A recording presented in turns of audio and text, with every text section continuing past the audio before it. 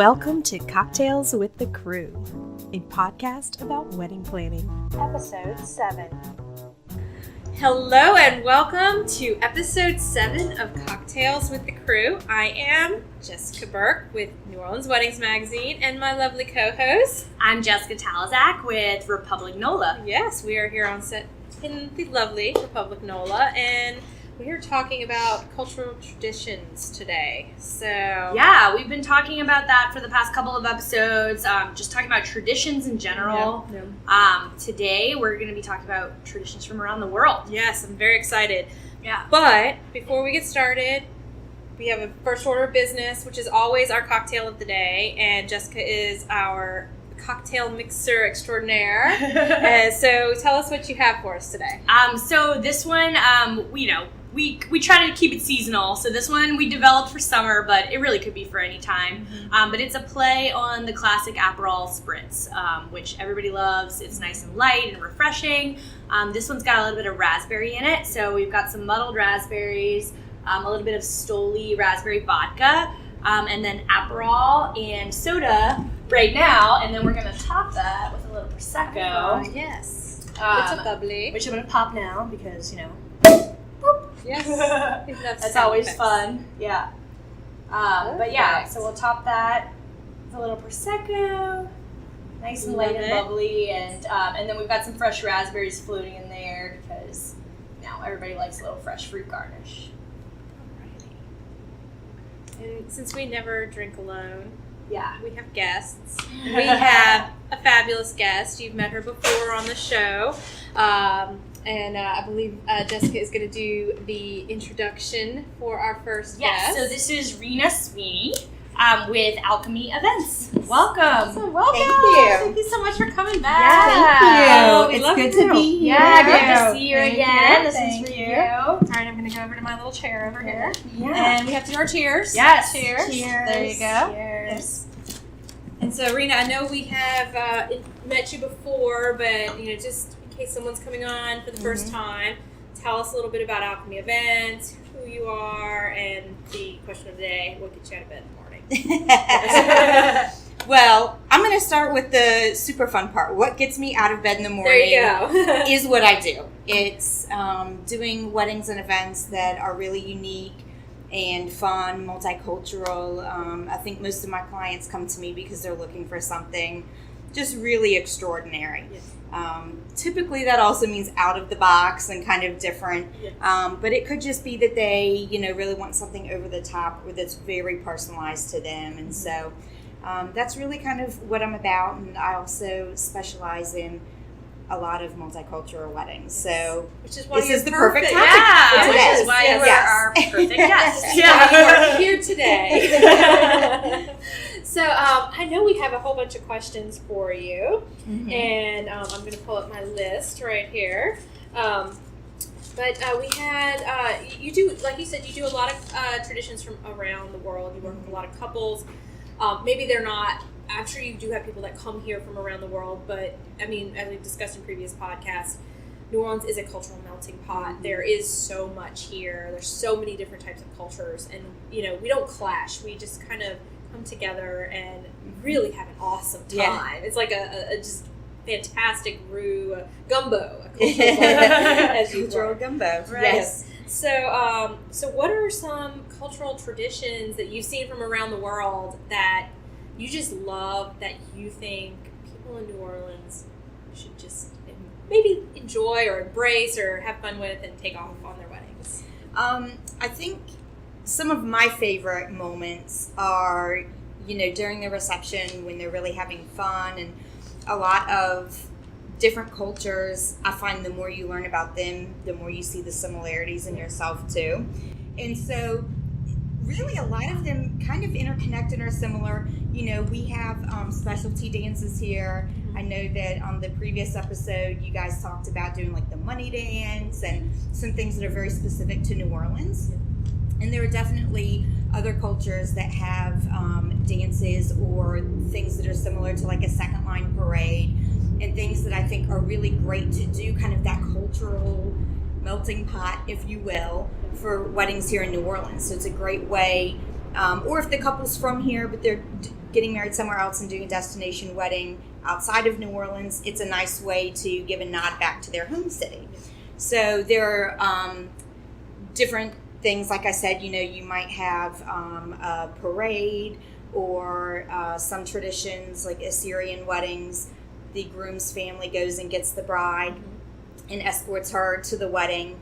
And it's very similar to a second line. It's definitely a party, and they have hankies that are beaded. And I think that the Vietnamese culture is similar to that. The groom goes to the bride's house, and there's a tea ceremony, and but it's a parade. It's a whole parade and a presentation. Yeah. So. And I think the same thing with the dances too. I mean, we have certain things here, and a lot of other cultures. In Celtic culture, they have a dance that's sort of the last dance of the evening, and the bride and groom stand in the middle, and everybody kind of gathers around, and it's just a fun way to end the evening and kind of cap things off, which again also kind of plays into the second lines here with kind of most weddings here end the evening with that.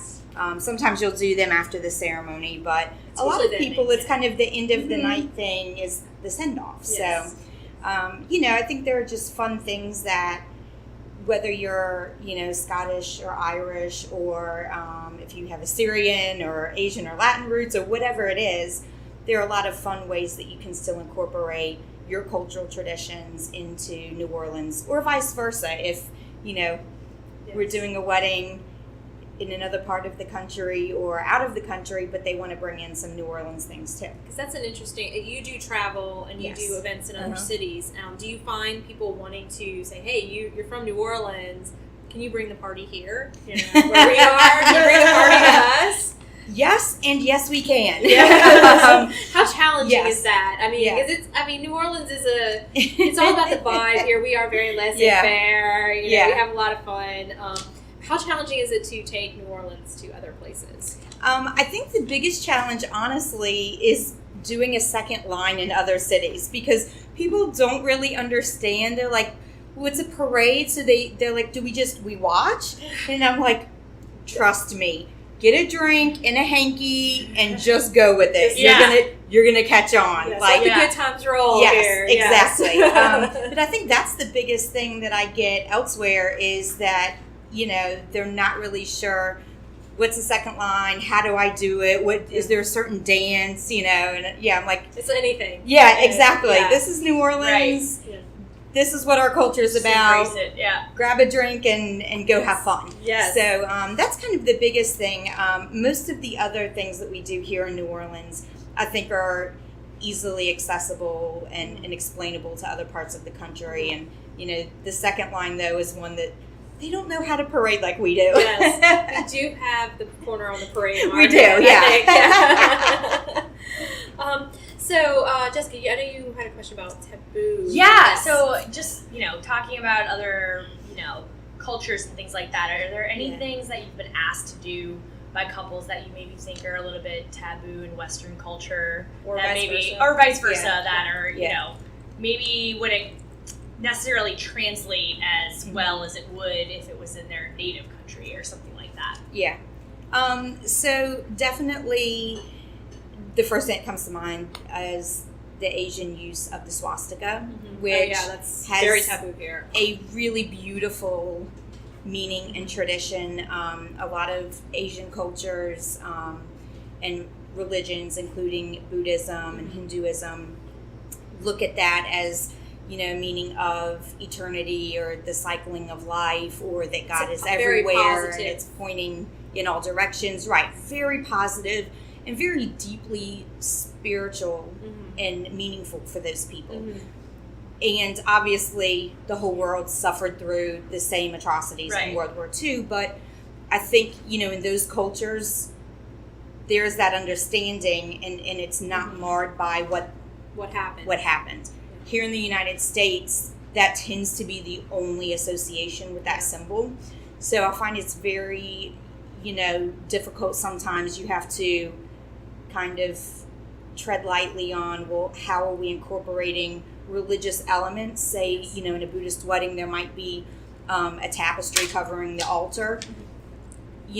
how do we incorporate that if it's got a swastika woven into the fabric? And you don't want a guest here offended. Yes. Right. So, maybe we turn the linen around. Maybe we find a fabric that is a little bit different. But it's just trying to be sensitive to those things that don't translate well in our culture that other cultures obviously totally understand why we would be sensitive to that, but it doesn't have that same meaning and connotation for them.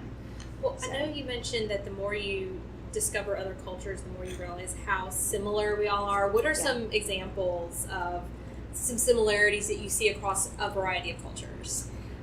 Definitely the circling or this symbol of the circle in one way or another. Okay. So obviously in Christian weddings, it's really about the ring a lot, and a lot of ministers will mention that and the cycle of life or eternity or the meaning of that. And then also you have in Hindu and Jewish ceremonies, Greek Orthodox, where the couples will circle each other or circle a fire, or, a very popular, newer kind of way to do it in Jewish traditions right now is that maybe the bride will circle 3 times, then the groom will circle 3 times, and then they do the 7th one together. Because it's 7 is an important number. That's I love really that. We just did that with a wedding I did a couple weeks ago, and I thought it was beautiful. Instead of just the bride circling 7 times, that it was really something that they both did, together.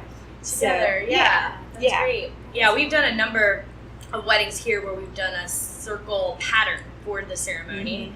With the chairs and stuff. Yeah. So instead of just having everybody at the front, the bride and groom at the front, or the brides and grooms and whatnot, the guests can surround them. Right, yeah. We even did one, it was a smaller wedding, so it made it possible to have the chairs configured like this, but we did like a whole spiral pattern. Oh, cool. Where they they walked the entire spiral all the way around. Yeah. And that was beautiful. I love that. But I love the symbol of, everyone just being around you, and that's definitely very universal. Oh, for sure. And I mean, even, a lot of the Celtic cultures, Welsh and Scottish and Irish, have the same symbolism with the circles. So they'll get married inside a circle of flowers, or maybe they do some candles at the 4 corners, if you will, for the north, south, east, and west sides of the circle, and having families stand in the round around them. So, I think it's not just things like that, but even like we mentioned before with the parade type of thing, with the Assyrian traditions,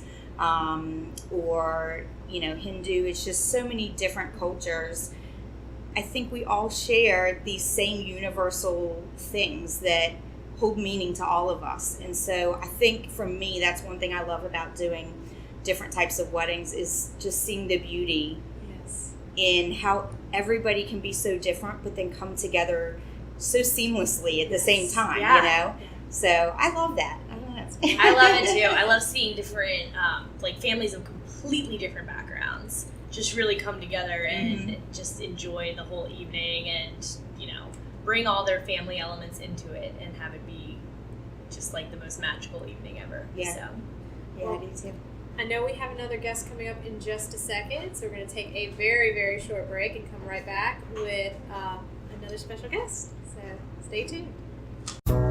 Hey y'all, we'll be right back. Don't run off.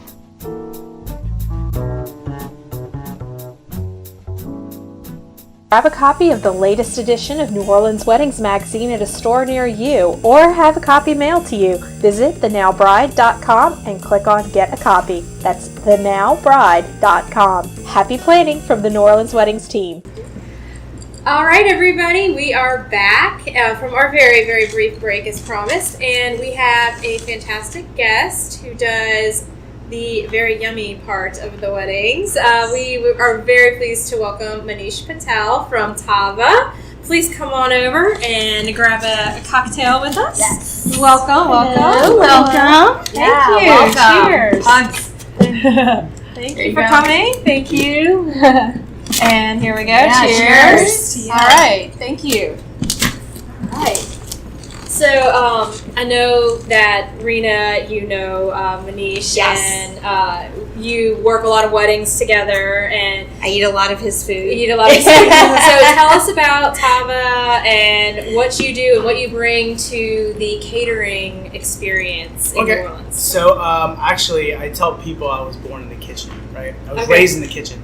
My father's a chef. And he's traveled all over the world, immigrated to New Orleans, and just kind of started cooking for friends and family. And so as I was growing up, I was always in the kitchen with him. You know, chased a lot of other careers, and then finally went back into the kitchen. Started Tava out of pop-ups, out of bars, Okay. and then eventually moved into a food hall where I'm at right now. So you're at Auction House Market? The Auction House Market, Yes. that's right. Which is such a beautiful space, Yeah. too. Such a Oh, cool yeah. spot. Yeah. And am I correct? You opened a food truck location? We're working on that right now. Yeah, or you are. Okay, yes. We're So working on the excited. second location as far as the food truck goes. Yes, And awesome. then also redeveloping the catering company with great partners like Alchemy events. Yes, fantastic. So now, I know obviously you do a lot of Indian food catering here. So we would like to hear more about the types of foods and how you, what type of clients you work with, and what type of flavors you bring into weddings. Okay, so we've done a lot of weddings ranging from 150 guests to 800 guests. Definitely Indian weddings are long, so we're looking at 3 to 4 days. Yes, a few hours was Right, yeah. so we have a lot of mouths to feed and a lot of different parties, and they always want different cuisines. So it's not just all Indian all the time. Sometimes they want a little bit of fusion. So Okay. Asian, Indian fusion. Sometime we had someone wanted curried chicken and dumplings. No, I've never done that, I once. but we tried it and But it it worked. sounds good. It worked, and they were happy. Oh my Yeah. gosh, that's awesome. So, I mean, obviously, you're very familiar with all the traditions from Indian weddings. Tell us a little bit. I know that there was one that you told us about that's like the similar to a second line, but That's right. your own twist. So in India, it's a tradition for the groom to have a procession to the bride's village where the wedding is going to happen. Okay. And so essentially, you think of it as a second line before the wedding. Yes. So the groom rides in on a horse with his entire village behind him, and they're singing and dancing the entire way. That's awesome. That's So, awesome. of course, in New Orleans, you can't really do that if the bride's from New York and the groom's from New Orleans. So what we did for my sister's wedding is there was 2 different hotels, one for the bride's family, one for the groom's family. And we had the procession. We blocked off 5 blocks of Canal Street, Okay. and we just had the procession coming down. Nice.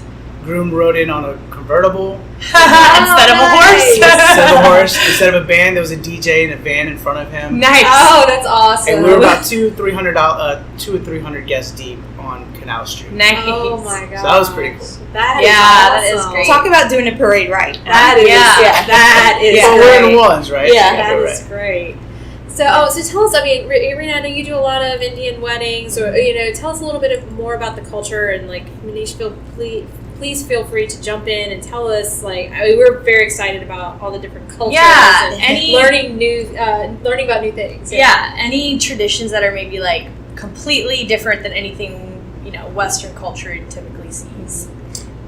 Oh, okay. So they have one party that I particularly love. Well, a couple, but one that I think is really cool that is totally foreign to Westerners is where they smear turmeric on the bride and groom. And so it's just a really cool and kind of messy and fun Yes. little party. I know for a couple of upcoming weddings that I'm doing, we're going to do that during the day, and then that evening we're going to do Sangi and henna parties. So they'll be doing, it's like a dance party, and of course doing the henna mindi on the guests. And I did that for my wedding, Yes. which was a lot of fun and just beautiful. And Yes, it really is. New Orleans henna does a great job, and she works in a lot of meaning into the designs as well, which Westerners may not realize. So I don't know, for me, I love things like that are just very different it's I think the pre-party. So You know? tell me about the turmeric and like what is the symbolic meaning behind that, or do you? So so it's pretty much turmeric has a lot of cleansing properties, and so it's almost like purifying or cleansing, the bride or groom before going to the wedding. Yeah, and then I know There's the a henna. whole ceremony. Okay. Okay, and then the henna there's also a story behind that as well, why you do that and what the purpose is as well. Can you tell us a little bit about that as well? You're looking at me too. So the one thing I think that is most widely known probably is, supposedly the darker the stain, the more that your in-laws are going to love you or cherish you, and a lot of times they'll put the groom's initials into the design, and the groom has to try to find his initials in there. For mine, I personally, since I'm Buddhist, mine tended to skew very very heavily into like the Sanskrit language. I had the words for love and peace, the symbols for those, like on my feet, things that I felt like on the bottom of my feet, I wanted to be walking in that, on the day of. And I had peacocks on the top of my feet. That's a very Buddhist, and, kind of a lot of traditions talk about peacocks and they have meaning, but supposedly the story is that they can eat poisonous snakes. And it not only doesn't kill them, but the poison is what gives them the colors. So it's sort of like taking things in your life that might be negative and turning that into a positive. So for me, my henna was very much rooted in, Buddhist beliefs and auspicious symbols. Right. Yes, and things like that. So there's a lot of meaning to it. It's not just pretty patterns. Yeah, but I am seeing, and I don't know about you, I'm seeing a lot of modern designs lately where maybe like if the bride is from New York and the groom's from LA, that maybe they have like the skyline of one city on one hand and the skyline of the other city on the other hand. Awesome. And then when you put them together, they sort of like join up, That's right. So I haven't seen that. I love that idea. That's a really cool idea. It's kind of a modern, kind of fun take. So I think it depends on the couple too, how traditional they want to be, how religious they are, and if they want to incorporate new traditions with, Older things that. Right. Yeah, one thing that I'm finding doing a lot of these weddings, especially in New Orleans, we get a lot of destination weddings, and so we have a lot of guests from the Northeast coming down, and they want to incorporate their Northeast culture with New Orleans culture and along with the Indian culture. So it's a bit of a challenge, but it's really cool because you can do a fusion of all 3 or 4 things. Right. I think my favorite thing that I've seen, especially with the Indian weddings and stuff, is the colors.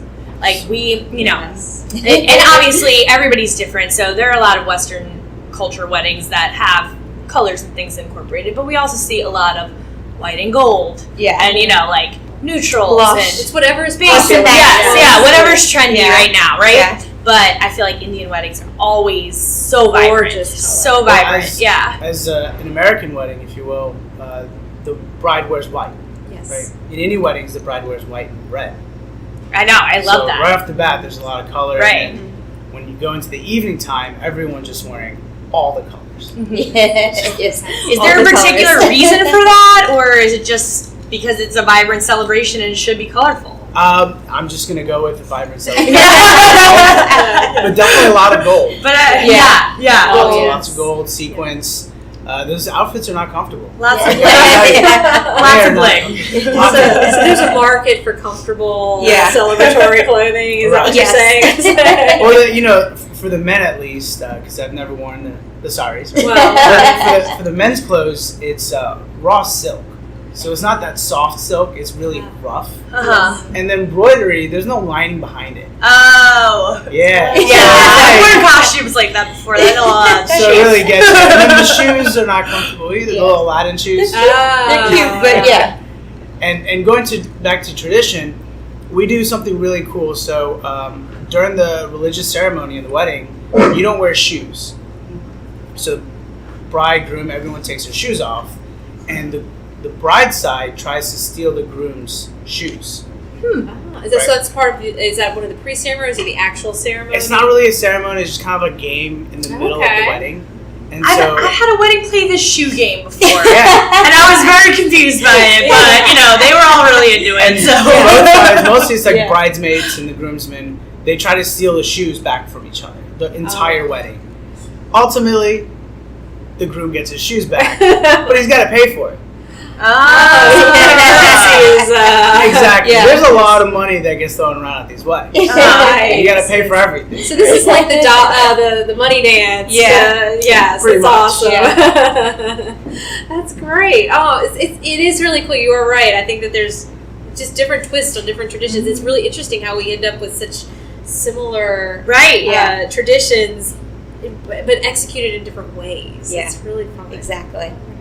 Yeah. Well, is there anything else that y'all have, like any other tidbits for us about cultural events and maybe something you think more Western weddings should have, like what should we adopt from the Indian culture in Western weddings? Well, see, in New Orleans we have the booze covered, Okay. and in Indian weddings we also have the booze covered. I like the 4-day event concept. I think that could be something that we could. That's a very New Orleans thing, right? We should be doing like the pre-party, the after parties, the brunch afterwards. It's There's already a lot of similarities there. Yeah, it's true. We're already following in good footsteps here. Oh my gosh! Well, I'm so excited. I'm excited to hear more about this. See more weddings, and of course, we're going to be featuring weddings that you're doing, Rena, because we love it. And hopefully, we'll have a few of your catering jobs in there too. But thank you so much for joining us, and let's do one last little toast here. Cheers, and thank you for coming. Cheers, and. Everyone, thank you so much for joining us for episode 7 of Cocktails with the Crew. We are looking forward to seeing you next week.